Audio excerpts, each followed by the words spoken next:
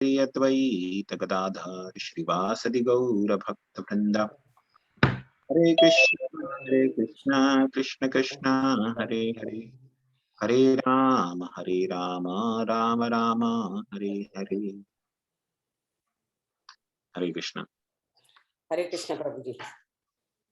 तो कोई रिकैप करना चाहेंगे, हमने कहाँ तक चर्चा किया है अभी तक? प्रहलाद का जन्म हुआ था। किनका जन्म हुआ था? प्रहलाद कश्यप मुनि ने दीति को ये वरदान दिया कि आपका ग्रैंडसन जो है वो विष्णु जी का परम भक्त होगा, जो प्रहलाद हुए थे। हाँ, तो बहुत सुंदर, आपने बिल्कुल ठीक बताया। हमने चर्चा किया था दिति और कश्यप मुनि का संवाद में, जब दिति के गर्भ में दो असुरों ने जन्म लिया, तो उनका विश्वास, भगवान में अटूट विश्वास दिति का, उसके कारण कश्यप मुनि बहुत प्रसन्न हुए और उन्हें वरदान दिया कि आपका पोता जो होगा वो बहुत ही भगवान का महान भक्त होगा, जाना जाएगा, पूरे ब्रह्मांड में जाना जाएगा उसका नाम। तो जैसे हमने पिछली बार चर्चा किया था कि इससे बहुत सारे सबक सीखने को मिलते हैं, हमें बहुत महत्वपूर्ण सबक सीखने को मिलते हैं। तो दिति जो हैं वो दैत्यों की या असुरों की माता हैं, लेकिन फिर भी उन्हें भगवान में अटूट विश्वास है। हालांकि उनकी संतानें जो हैं वो भगवान के विरोधी हैं। ऐसे विष्णु पुराण में इसका डेफिनेशन दिया गया है, परिभाषा दी गई, असुर कहते किसे हैं? विष्णु भक्त भवे दैव असुरस्तद विपर्यय। विष्णु के जो भक्त होते हैं उनको देवता कहते हैं, और जो भगवान विष्णु के विपरीत होते हैं, जो भगवान विष्णु की हर इच्छा के विरोध करते हैं और भगवान को मार देना चाहते हैं, विष्णु को मार देना चाहते हैं, उन्हें असुर कहते हैं। तो असुर ऐसा नहीं है कि कोई एक पर्टिकुलर परिवार में जन्मा इसलिए असुर है। असुर की परिभाषा, इसकी चेतना क्या है? जो विष्णु को मारना चाहता है, विष्णु के भक्तों को मारना चाहता है, वो असुर है। और जो भगवान विष्णु की आराधना करते हैं, जो उनकी इच्छा के अनुसार अनुकूल कार्य करते हैं, उन्हें देवता कहते हैं। तो देवता और असुर में केवल इतना ही अंतर है, इच्छा का अंतर है दोनों में। तो दिति जो है वो, उन्हें भगवान में विश्वास है। उनकी संतानें भले ही असुर हों, लेकिन दिति जो है स्वयं भगवान विष्णु को मानती है, वो पूजती भी है, भगवान विष्णु का आराधना भी करती है। भगवान विष्णु की आराधना के कारण उनको 49 बच्चे हुए, जो बहुत ही सुंदर देवता माने जाते हैं। ऐसा नहीं कि दिति ने केवल दैत्यों को ही जन्म दिया, दिति ने देवताओं को भी जन्म दिया है, जिन्हें मरुत कहते हैं। मरुत मतलब जो वायु के देवता होते हैं। तो 49 देवता हैं ऐसे। तो उनका जन्म जो है वो दिति के गर्भ से हुआ था। तो बाद में आएगा इस कथा के बारे में, कथा आएगा कि कैसे उनका जन्म हुआ। लेकिन दिति ने जब सुना कि उनके गर्भ में जो 2 बच्चे हैं वो असुर हैं, तो वो नहीं चाहती थी कि मेरे बच्चे संसार को परेशान करें। तो 100 वर्ष तक उन्होंने बच्चे को जन्म ही नहीं दिया। दोनों बच्चों को अपने गर्भ में धारण करके रखा कि अगर ये बाहर आएंगे तो सबको परेशान करेंगे। तो दिति को जब पता हो, देखिए ऐसे होता है, जो सभ्य पुरुष और स्त्री और पुरुष होते हैं, वो हमेशा जगत का हित चाहते हैं। तो माता दिति जो है, भले ही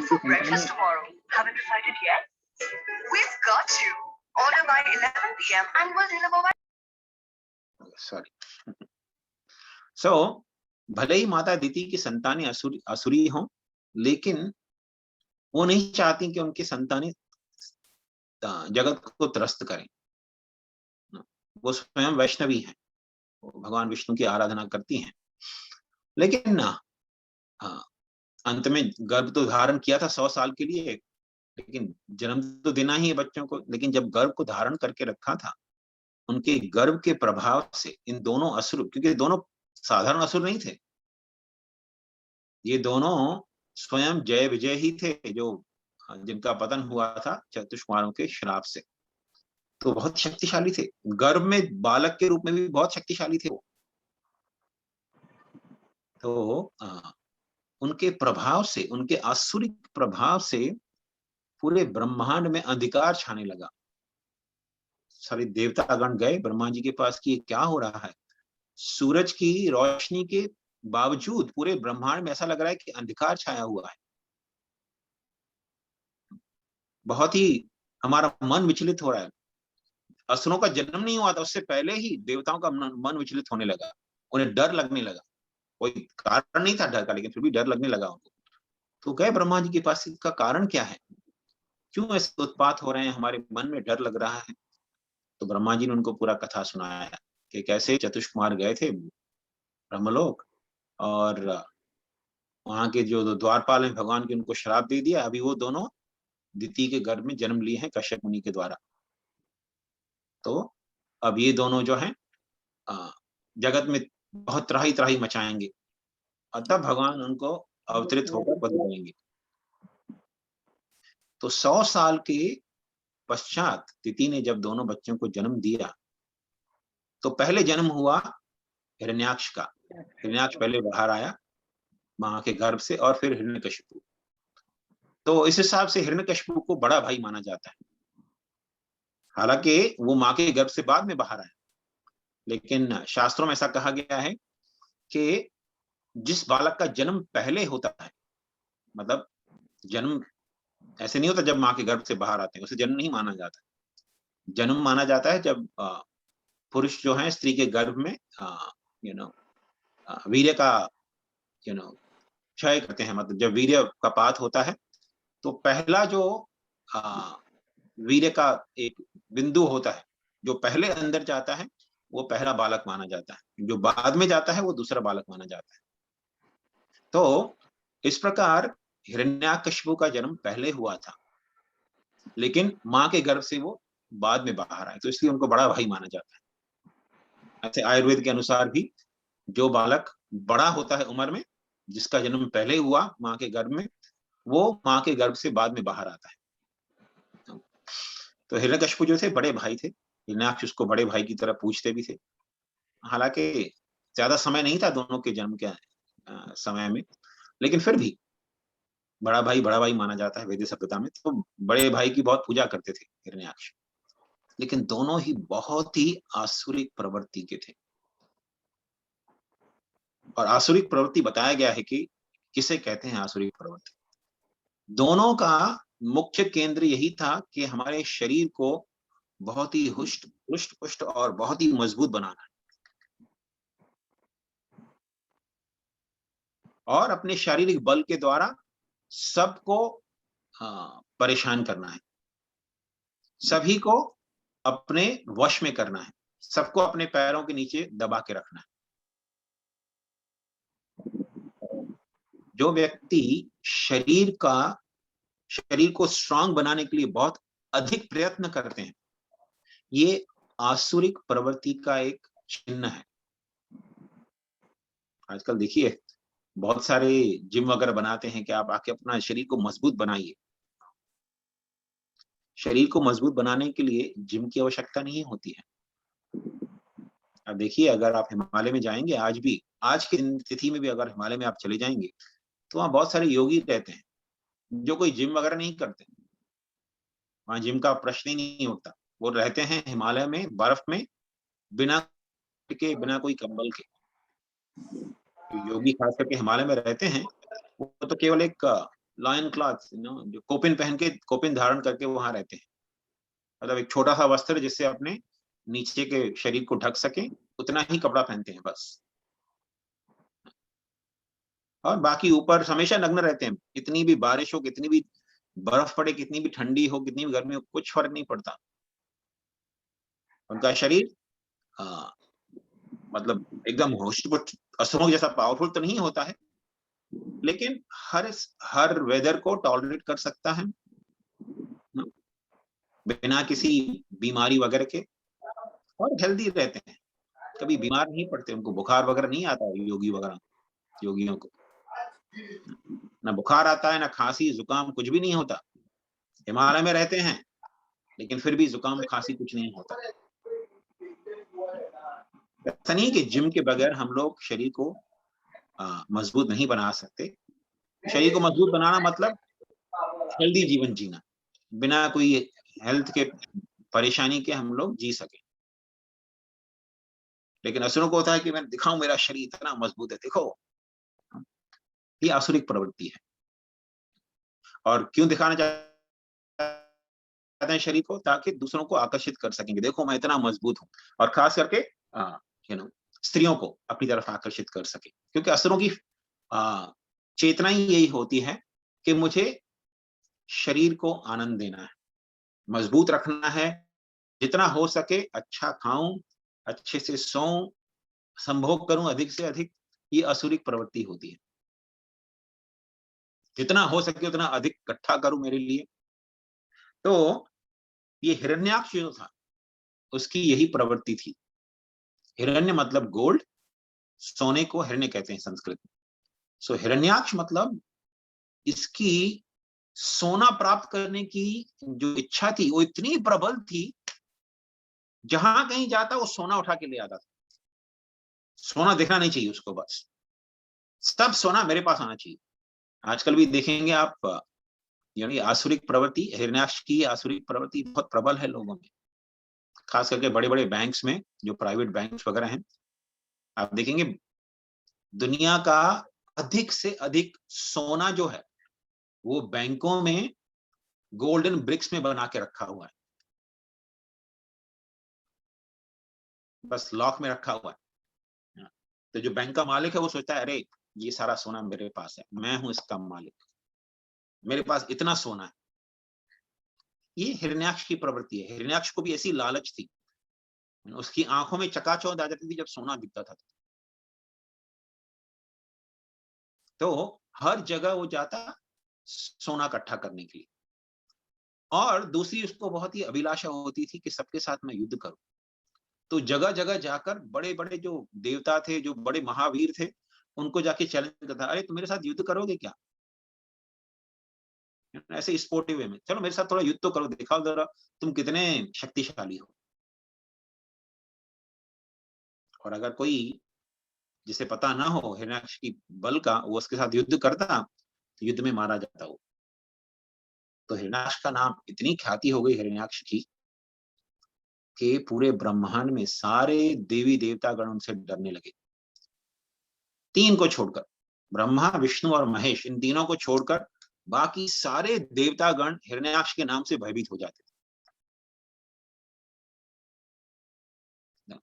तो हिरण्याक्ष गए, ऐसे कहा जाता है ब्रह्मांड में 4 दिग्गज हैं। दिग्गज, गज मतलब हाथ, तो दिग मतलब दिशाओं में, 4 दिशाओं में 4 हाथी होते हैं जो ब्रह्मांड को बैलेंस करते हैं।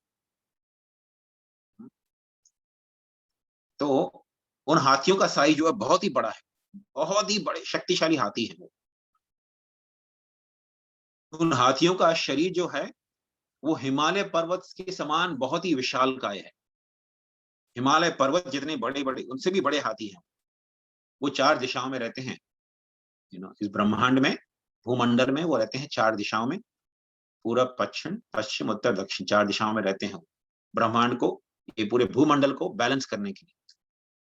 तो हिरण्याक्ष गए उनके पास। अब देखिए हिरण्याक्ष तो मनुष्य के रूप में थे, थोड़े हमसे बहुत बड़े थे स्ट्रक्चर में। उनका साइज शायद, क्योंकि सतयुग में जन्मे थे तो उनका साइज समझिए हमसे थोड़ा 100 गुना ज्यादा होगा, 100 गुना या 1000 गुना ज्यादा होगा। लेकिन ना, फिर भी इतने मजबूत शक्तिशाली थे। लेकिन ये जो दिग्गज हैं, 4 दिशाओं में जो हाथी रहते हैं, वो तो बहुत ही विशालकाय हैं। लेकिन उन्होंने भी इनकी ख्याति सुन रखी थी। जैसे ही उनके पास युद्ध करने के लिए गए कि मुझे हाथियों के साथ लड़ाई करनी है, तो हाथी चारों भाग गए, जाके कहीं छुप गए, बोले हमको नहीं युद्ध करना इसके साथ। बाद में हिरण्याक्ष ने समुद्र के अंदर छलांग लगाई और समुद्र के अंदर, समुद्र के एकदम तल में कहीं एक शहर है, समुद्र के अंदर एक शहर है जिसका नाम है विभावरी। वहां पर वरुण देव रहते हैं। माता अदिति की एक के बड़े पुत्र हैं वो, इंद्र के बड़े भाई वरुण देव, वो वहां रहते हैं विभावरी में।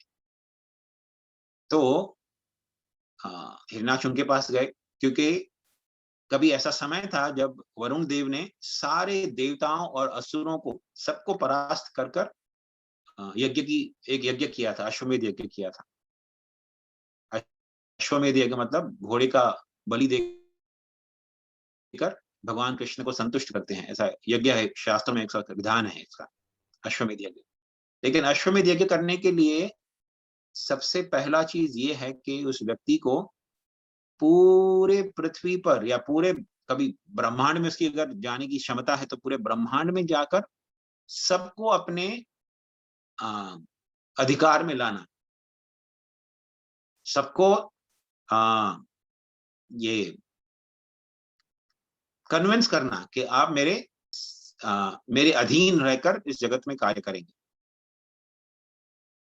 जैसे देखिए अभी अलग अलग देश हैं इस पूरे पृथ्वी पर, यूएस है, कनाडा है, मैक्सिको है, ब्राजील है, और फिर यूरोप में यूके है, इटली है, फ्रांस है, जर्मनी है, बहुत सारे देश हैं।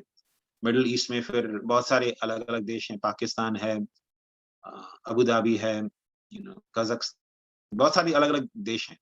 और फिर एशिया में अगर आप जाएंगे तो बहुत सारे देश हैं, वहां पे भी रशिया है, चाइना है, मलेशिया है, इंडिया है, बहुत सारे देश हैं वहां पर।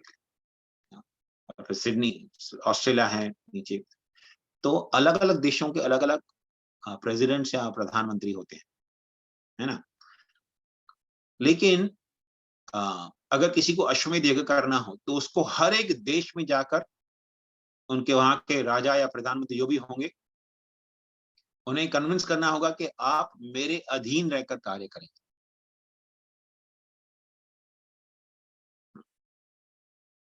तो अगर वो नहीं मानेंगे तो उनको युद्ध करना पड़ेगा, राजा को उन सबको जीतना पड़ेगा युद्ध में, अगर जो नहीं मानते उनका अधीनता। तो तभी वो व्यक्ति केवल अश्वमेध यज्ञ कर सकता है या राजसूय यज्ञ कर सकता है। तो हिरण्याक्ष ने जाके वरुण देव को कहा, वरुण देव, आपने किसी समय में सारे देवताओं और असुरों को परास्त कर कर आपने अश्वमेध यज्ञ किया था। तो आप जो हैं बहुत बड़े महाबली हैं, आपके पास बहुत शक्ति है, क्योंकि पूरे ब्रह्मांड में सारे देवताओं और असुरों को विजय पाना कोई साधारण बात नहीं है। आपने सबको परास्त किया था। तो मेरी इच्छा है आप मेरे साथ भी युद्ध करिए। अब वरुण देव ने तो सुन रखा था कि हिरण्याक्ष कितना शक्तिशाली है, कोई देवता उनके सामने टिक नहीं सकता। तो क्रोध तो बहुत आया उनको कि अभी इसको मार दूं, लेकिन पता था मार नहीं पाऊंगा, ये बहुत शक्तिशाली है, हो सकता है मुझे ही मार दे ये। तो बोले, देखो बेटा, मैंने राजसूय यज्ञ किया था, बहुत पहले किया था यज्ञ, अभी मैं बूढ़ा हो गया हूँ, अभी बूढ़ा हो गया हूँ, कुछ क्षमता शरीर के अंदर ताकत है नहीं। तुम्हारे साथ क्या युद्ध करूं, तुमको मजा भी नहीं आएगा युद्ध में, क्योंकि मैं तो बूढ़ा हूँ। हाँ, अगर तुमको युद्ध करने की इच्छा है ना, तो अभी अभी अभी हाल ही में भगवान विष्णु ने अवतार लिया है पृथ्वी पर। अभी वो गर्भ समुद्र में कहीं गए हुए हैं, वराह के रूप में, एक सूकर के रूप में उन्होंने लिया है अभी। तो वो बहुत शक्तिशाली है, वो आपके साथ युद्ध कर सकते हैं, आपको आनंद आएगा युद्ध में, ऐसा युद्ध करेंगे आपके साथ। क्योंकि आप जैसे शूरवीर जो हैं वो भी उन्हें युद्ध में प्रणाम करते हैं, ऐसे महान शक्तिशाली हैं वो विष्णु। वही आदि पुरुष हैं, सबसे पुरातन पुरुष हैं वो भगवान विष्णु, जो वराह के रूप में जन्म लिए। अगर आप उनके साथ युद्ध करने जाओगे तो मैं आपको एक बात बता दूं, निश्चित रूप से, क्योंकि क्रोध था वरुण देव को, तो एक बात को बोलने से रोक नहीं पाए। बोले, मैं एक बात बताता हूं आपको, अगर आप उनसे युद्ध करने जाओगे ना, तो निश्चित रूप से आपका शरीर जो है कुत्ते और जो भेड़िए वगैरह हैं उनको खाने का एक आहार बन जाएगा। मतलब भगवान विष्णु आपको मार देंगे और आपके शरीर को कुत्तों और भेड़ियों को खाना बनाने के लिए भेज देंगे, छोड़ देंगे।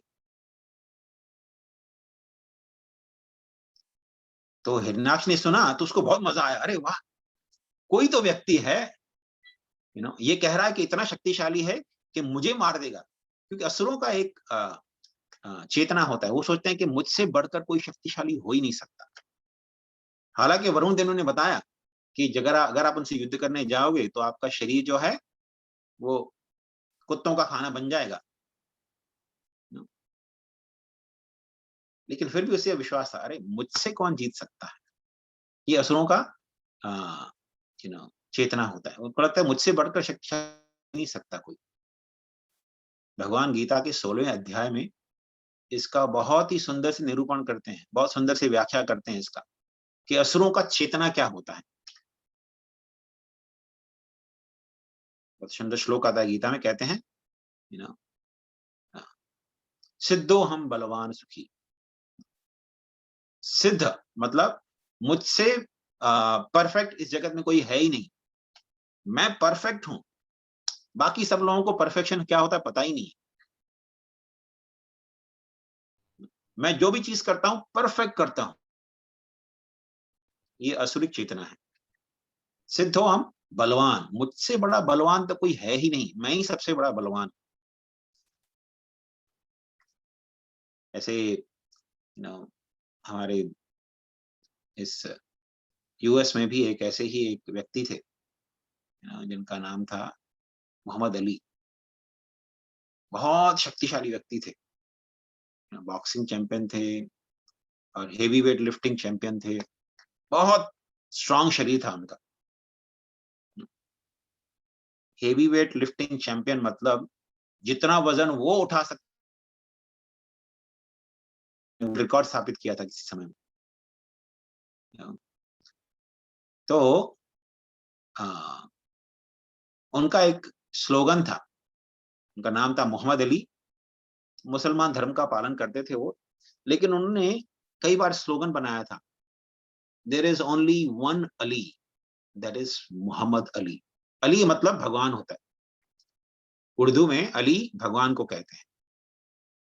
अली जो है भगवान का नाम है उर्दू भाषा में। तो वो कहते there is only one Ali, एक ही अली है इस पूरे संसार में, वो मैं हूं मोहम्मद अली, मतलब मैं ही भगवान हूं, कोई और भगवान नहीं है। इतना घमंड था उसको। लेकिन देखिए भगवान का ये भौतिक प्रकृति जो है वो बहुत ही अच्छे से सबको नम्र बनाती है। बाद में उनको डिजीज हो गया, क्या बोलते हैं इसको, कौन सा डिजीज बोलते हैं, मैं भूल रहा हूँ उसका नाम। डिजीज, हाँ पार्किंसन डिजीज हो गया उनको। तो पार्किंसन डिजीज के कारण ऐसा हाल हो गया उनका कि वो पेंसिल भी नहीं उठा पाते थे। हेवी वेट लिफ्ट चैंपियन, दुनिया का सबसे अधिक वजन उठाने वाला व्यक्ति, एक पेंसिल नहीं उठा पाता था, सिग्नेचर नहीं कर पाते थे। और मजे की बात यह है कि एक बार ओलंपिक गेम्स में, ओलंपिक गेम्स होते हैं ना रशिया में, एशिया में, तो एशिया में वो ओलंपिक गेम्स के लिए उनको चीफ गेस्ट बन के बुलाया गया था। और चीफ गेस्ट जो होता है उसे, ओलंपिक गेम्स में आप देखेंगे बहुत बड़ा एक अग्नि होता है, जिस मशाल होता है बहुत बड़ा जो जलता रहता है, तो वो जलाना इनॉग्रेशन का सेरेमनी होता है। तो क्योंकि मोहम्मद अली को चीफ गेस्ट करके बुलाया गया था तो उनको वो मशाल जलानी थी। अब मशाल जलाने के लिए उनको माचिस दिया गया, माचिस का एक तीली होता है ना, उसको उठाकर बस करके जलाना है। वो आए उसके लिए, लेकिन वो माचिस की तीली नहीं पकड़ पा रहे थे, वो मतलब जलाना भी नहीं हो रहा था उनसे। देखिए कितना मजाक उड़ाती है भौतिक प्रकृति। एक माचिस का तीली तो बच्चे को देंगे, वो भी उठा के जला के छोड़ देगा, लेकिन वो इतना इतना हम्बलिंग एक्सपीरियंस था उनके लिए, नम्र बनाने वाला एक्सपीरियंस था उनके लिए। तो असुर लोग ये चीज भूल जाते हैं। तो हिरण्याक्ष को लगा, अरे मेरे साथ कौन युद्ध कर पाएगा, अच्छा चलो देखते हैं, विष्णु को भी देख लेते हैं।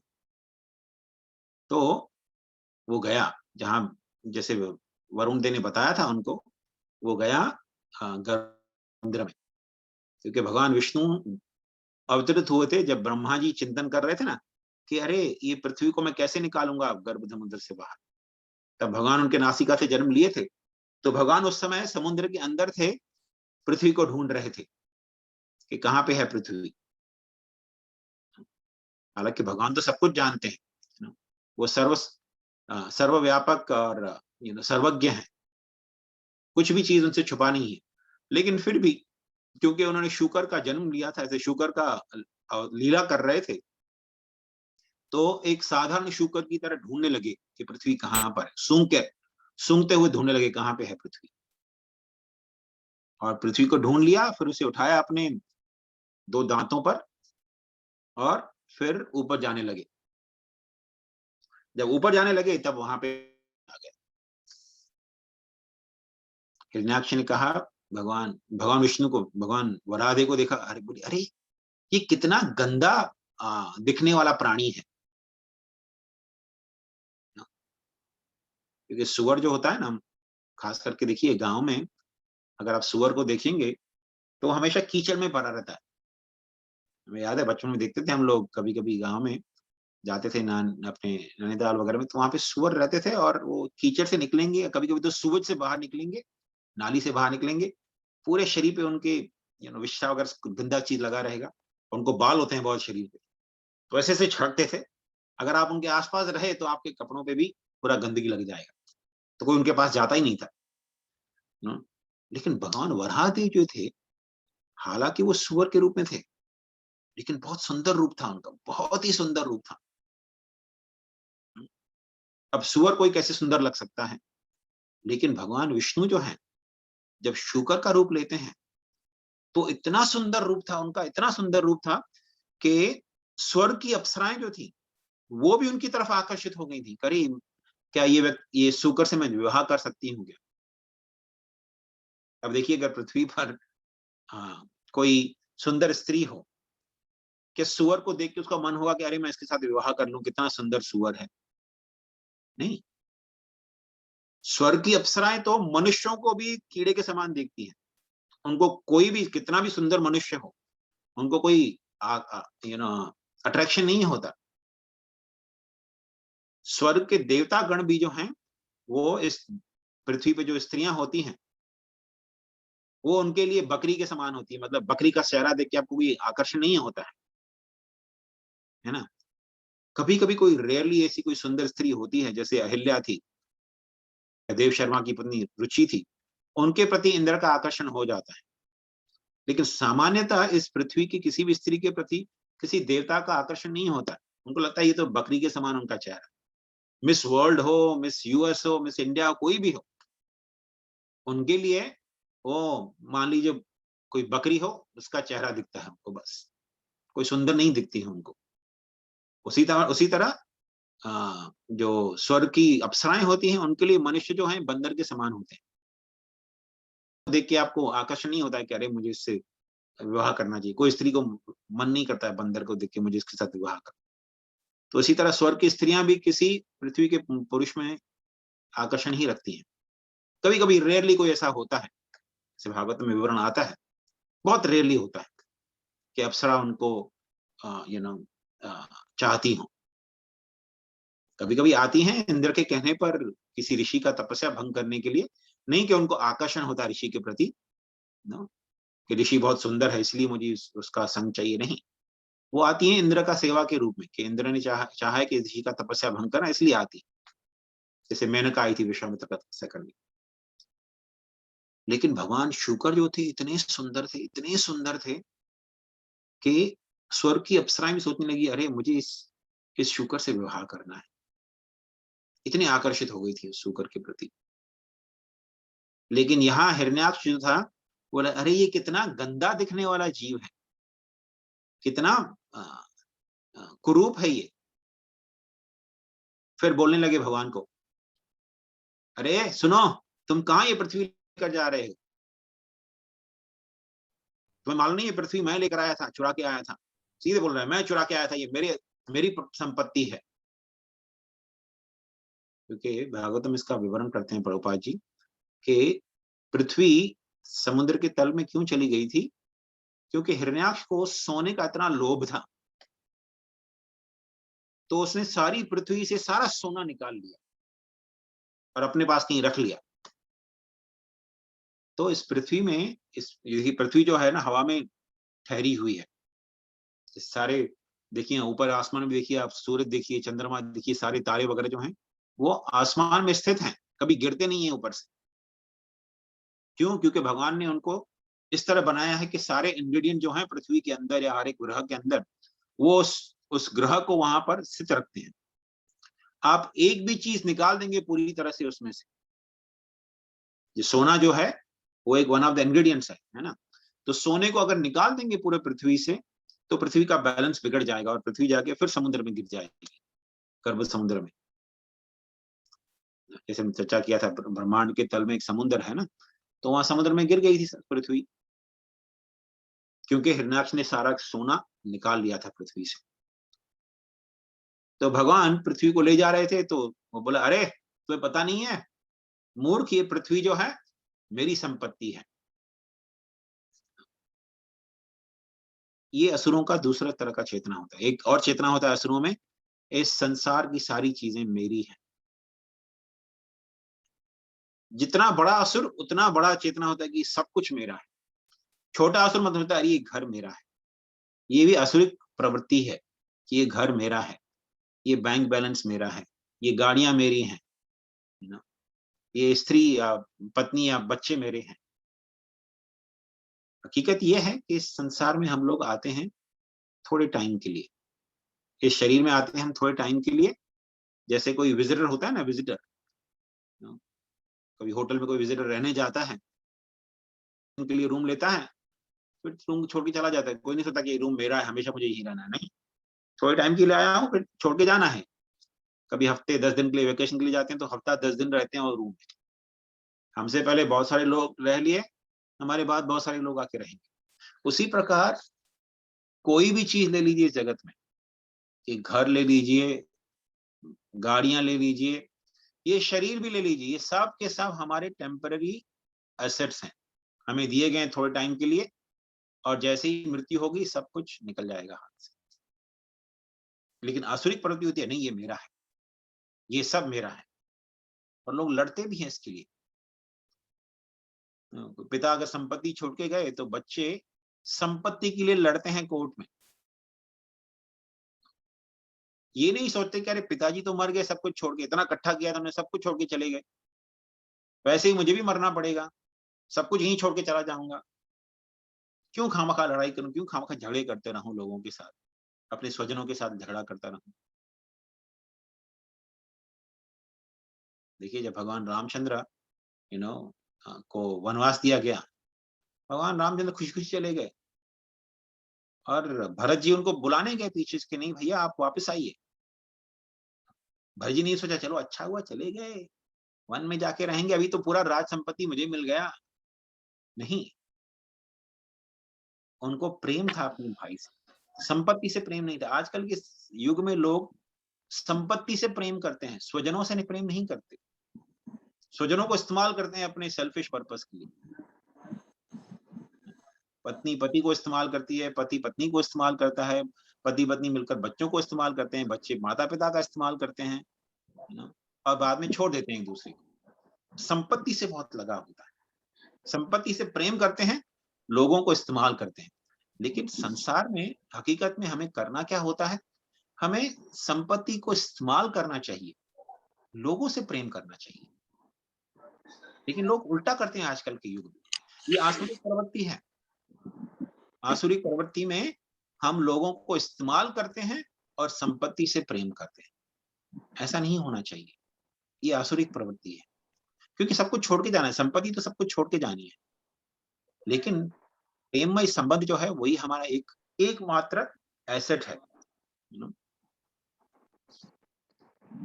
और हकीकत में भगवान से प्रेम करना वही एकमात्र हमारा धन है, जो हमारे साथ मृत्यु के पश्चात भी जाएगा।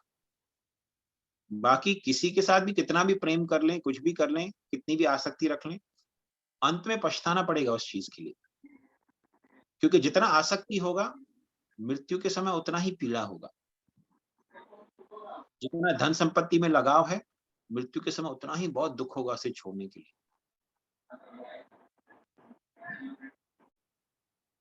तो हिरण्याक्ष बोला ये मेरी संपत्ति है, तुम इसे नहीं ले जा सकते। लेकिन भगवान ने उसकी कुछ नहीं सुनी। भगवान चलते गए अपने स्पीड से, क्योंकि देखे कि पृथ्वी कहां पर है हिरण्याक्ष को देखकर। पृथ्वी जो है, भूमि देवी, वो भी एक व्यक्ति है, तो हालांकि वो तो पृथ्वी के शेप में थी, लेकिन फिर भी उनका एक विग्रह होता है, उनकी भी होती है।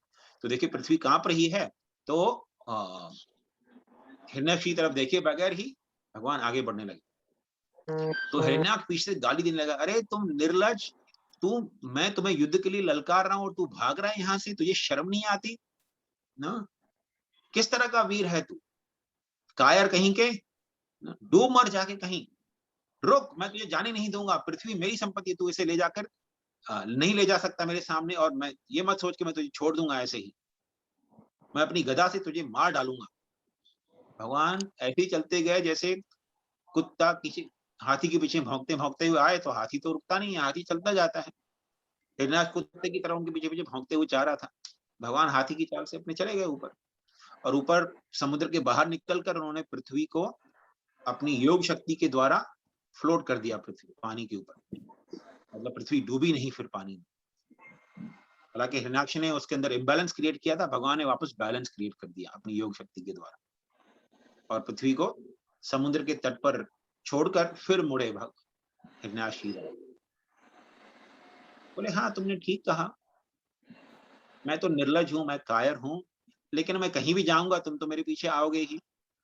सो इससे अच्छा है कि मैं तुम्हारी समस्या का समाधान कर ही दूं।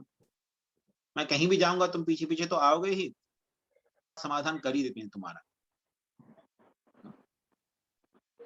तुम ज्यादा बकवास मत करो कि तुम मुझे मार डालोगे। जो वीर होते हैं ना, वो बकबक नहीं करते ज्यादा, अपना क्या कहते हैं, अस्त्र शस्त्र उठाकर युद्ध करते हैं। तो युद्ध करो, चलो, खाली बोलो मत अपने मुख से कि मैं मार डालूंगा मार डालूंगा। तो हिरण्याक्ष ने ये शब्द सुने तो उसको बहुत क्रोध आ गया, क्योंकि आज तक किसी ने मतलब बहुत समय से किसी ने उनको इतना चैलेंज नहीं किया था, क्योंकि सब लोग भाग जाते थे, तो युद्ध करना ही नहीं चाहता था कोई उनसे। पहली बार उनको ऐसा व्यक्ति मिला जो उनको बोल रहा है कि तुम केवल बकवास कर रहे हो, चलो युद्ध करो, अपना गदा उठाओ और युद्ध करो। तो गदा लेकर पूरे बल के साथ भगवान के ऊपर प्रहार किया। बहुत ही घमासान युद्ध हुआ। भागवत में इसका पूरा विश्लेषण है कि हिरण्याक्ष जो है ना, उन्होंने नाना प्रकार के अस्त्रों से भगवान के ऊपर प्रहार किया।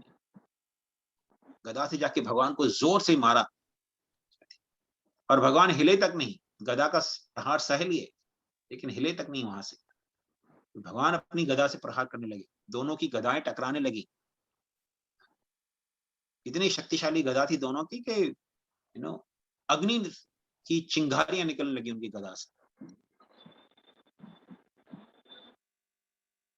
और एक दूसरे पर प्रहार करने लगे। बाद में जब गदा, हिरण्याक्ष शक्तिशाली था और गदा चलाने में इतना एक्सपर्ट था कि उसकी गदा के प्रहार से भगवान के हाथ से गदा छूट गई और दूर कहीं जाके गिर गई।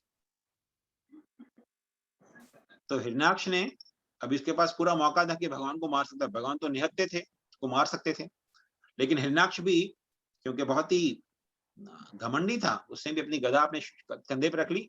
भगवान को बोला चल चल गदा उठा अपनी ना। भगवान को बहुत क्रोध आया, अरे इसने मेरे ऊपर प्रहार नहीं किया, गदा उठाने का मौका दे रहा है मुझे। तो भगवान ने भी गदा उठाई और फिर बहुत ही घमासान युद्ध हुआ। जब भगवान के हाथ से गदा छूट गई तो सारे देवतागण देख रहे थे ऊपर से, लेकिन उनको बहुत डर लग गया, अरे अरे ये क्या हो गया, भगवान के हाथ से गदा छूट गई, मतलब क्या ये असुर इतना शक्तिशाली है, भगवान भी इसे नहीं मार पाएंगे। कभी कभी देवताओं को ये संशय आ जाता है। देखिए भगवान जो है वो शक्तिशाली है, परम शक्तिशाली, उनसे बढ़कर शक्तिशाली कोई हो ही नहीं सकता। लेकिन जब भगवान किसी असुर के साथ, हिरण्याक्ष जैसे असुर के साथ युद्ध करते हैं, तो वो ऐसे होता है जैसे मानो कभी बिल्ली होती है ना, कभी आपने देखा है बिल्ली को पकड़ ले बिल्ली, तो कभी कभी चूहे के साथ खेलती है थोड़ा।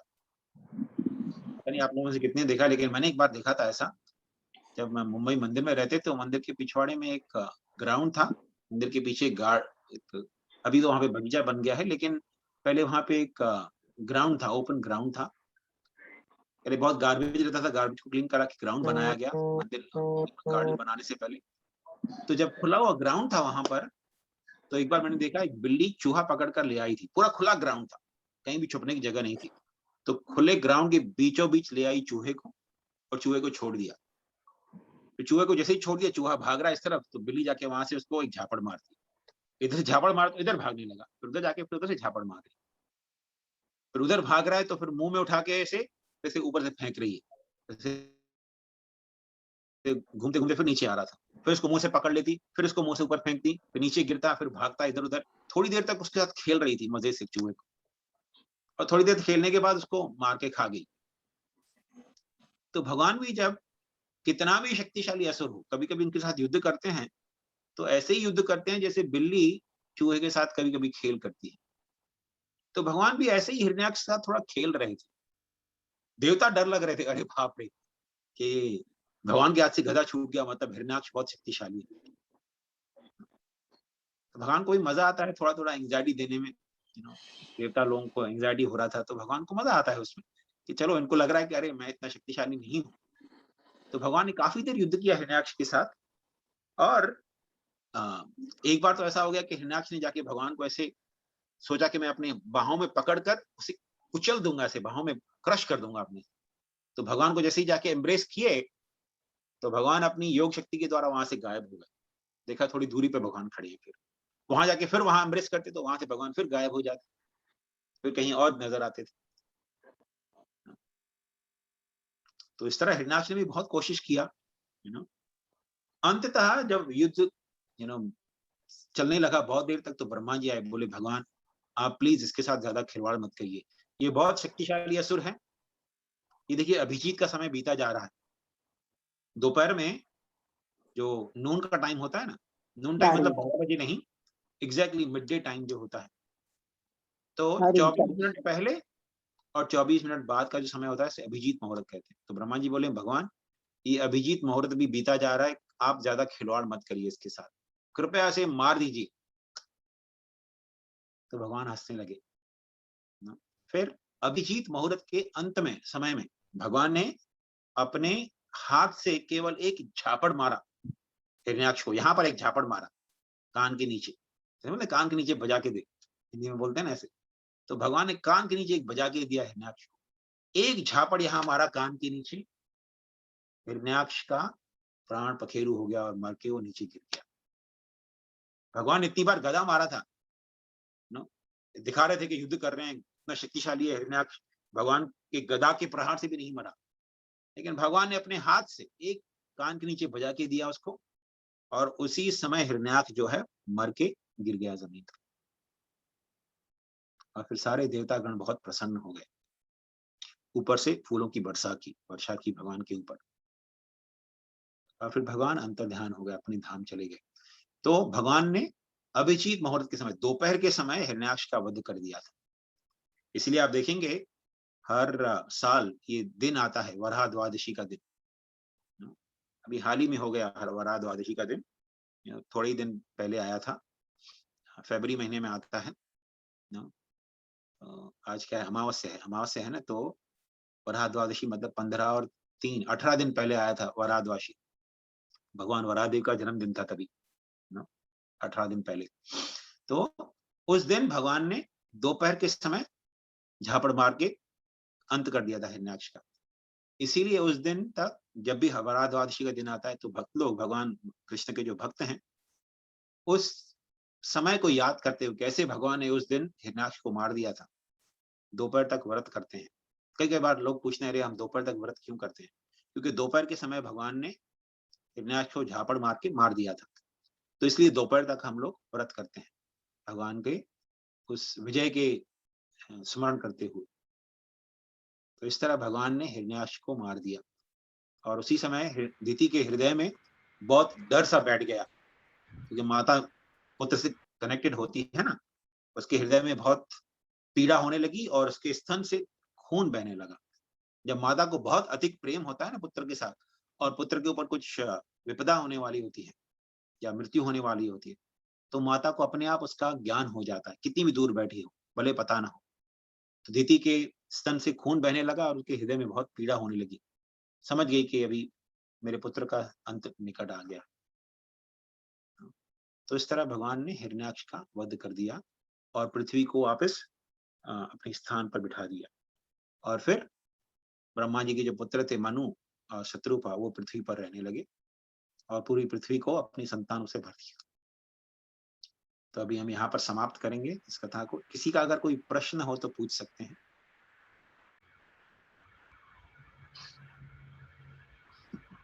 मेरा प्रश्न है, हाँ बताइए भाई। एक्चुअली जब जय और विजय ये विष्णु भगवान के दोनों पहरेदार थे, चौकीदार थे। मतलब वो भगवान से इतना प्रेम करते थे कि उस चौकीदारी को छोड़ना ही नहीं चाहते थे, पर वो कुमार बालकों के श्राप की वजह से उनको नाश वगैरह बनना लगा, दैत्य बनना पड़ा। पर मुझे एक चीज समझ नहीं आई, जब जय विजय भगवान के भक्त होने के बावजूद उनके दिमाग में असुरी व्यक्ति प्रवृत्ति कब प्रकट हुई?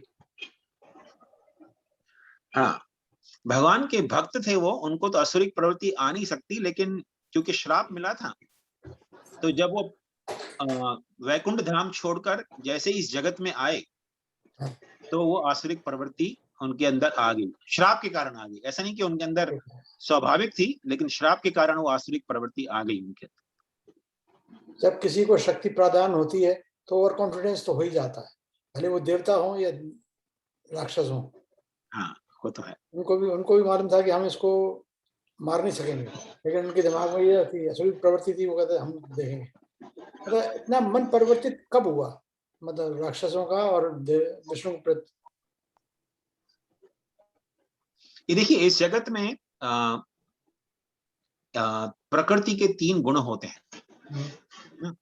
प्रकृति जो है 3 गुणों के अधीन कार्य करती है। 3 गुण क्या होते हैं कि जैसे 3 शक्तियां हैं इस जगत में जो हमें दिखती नहीं है, लेकिन हर एक व्यक्ति को और हर एक चीज को वो नियंत्रित करती हैं। 3 तरह की शक्तियां हैं, सत्व शक्ति, रजस शक्ति और तमो शक्ति।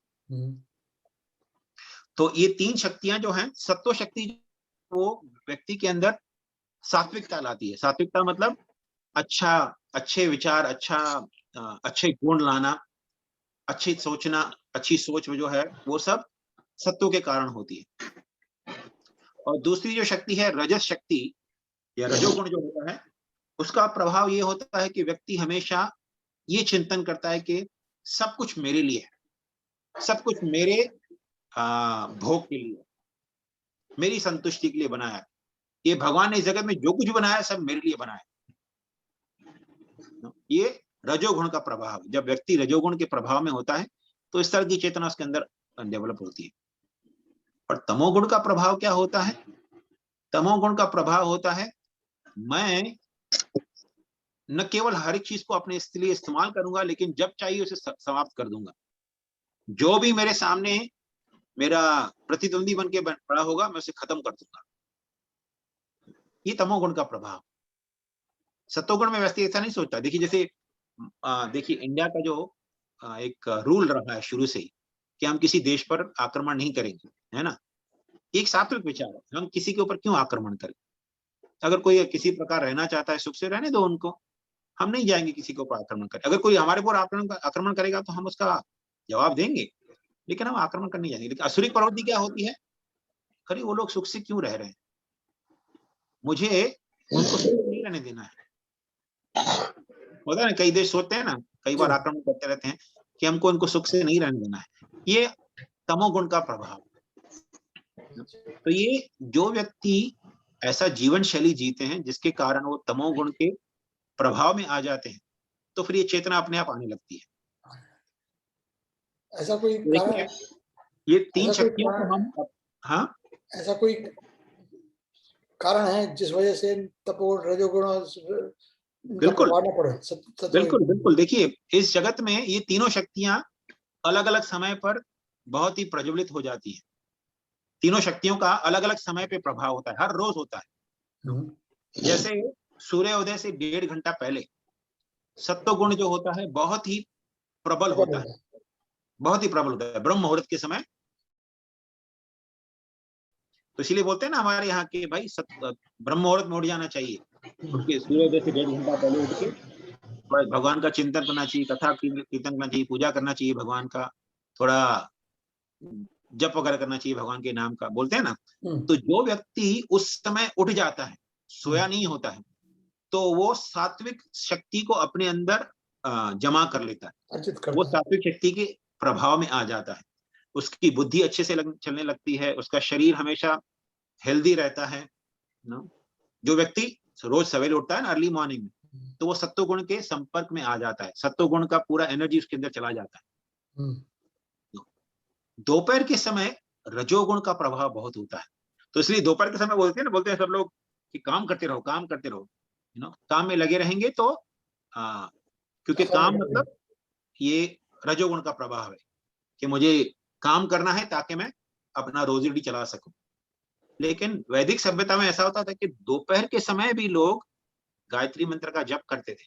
हमारे खास करके इस्कॉन संस्था में भक्त लोग दोपहर के समय भी बैठकर गायत्री मंत्र का जप करते हैं, क्योंकि वहां पे रजोगुण का जो प्रभाव होता है, उस समय अगर आप गायत्री मंत्र जप कर रहे हैं या कुछ भगवान का पूजा कीर्तन कर रहे हैं या चिंतन कर रहे हैं, तो दोपहर के समय में भी आप रजोगुण से प्रभावित नहीं होंगे। काम करते रहेंगे रजोगुण का, मतलब काम काज करना, काम पे जाना या अपना बिजनेस का देखभाल करना, ये रजोगुण का कार्य है, करते रहेंगे उसे अच्छे से ना। लेकिन अगर दोपहर के समय खास करके भगवान का चिंतन किया, गायत्री वगैरह जप करके या भगवान हरे कृष्ण मंत्र का जप करके, तो हम रजोगुण के अधीन नहीं होते। और तमोगुण का प्रभाव होता है सूर्यास्त के 1.5 घंटा बाद तमोगुण का प्रभाव चालू हो जाता है ना।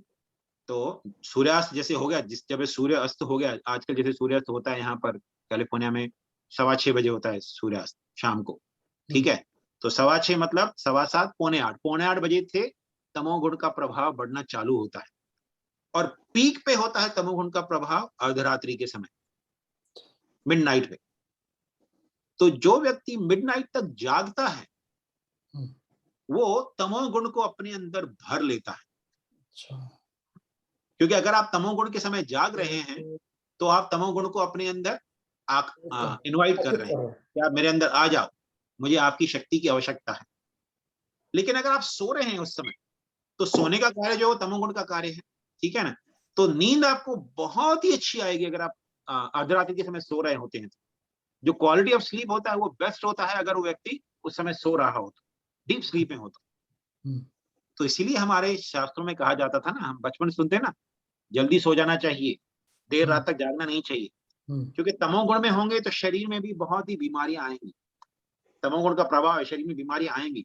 तो जो व्यक्ति देर रात तक जागते हैं और देर सुबह तक सोते हैं, सुबह में सो रहे हैं, अगर मान लीजिए जब ब्रह्म मुहूर्त के समय प्रभाव है सत्व गुण का, उस समय सो रहे हैं, तो आपने सत्व गुण को तो मिस कर दिया पूरा, सत्व गुण का कोई शक्ति आपके अंदर आएगा ही नहीं। तो जो व्यक्ति आसुरिक प्रवृत्ति के होते हैं वो जीवन शैली के द्वारा असुर बनते हैं। देर रात तक जागना, देर मॉर्निंग तक सोना, ये सबसे प्रबल प्रभाव है असुरिक प्रवृत्ति को अपने अंदर आकर्षित करने का। तो जो व्यक्ति असुर नहीं बनना चाहता, आसुरिक प्रवृत्ति नहीं लाना चाहता, सबसे पहला चीज यही करना चाहिए कि जल्दी सो जाना चाहिए। जैसे ही सूर्यास्त हो गया उसके 1-1.5 घंटे बाद सो जाना चाहिए।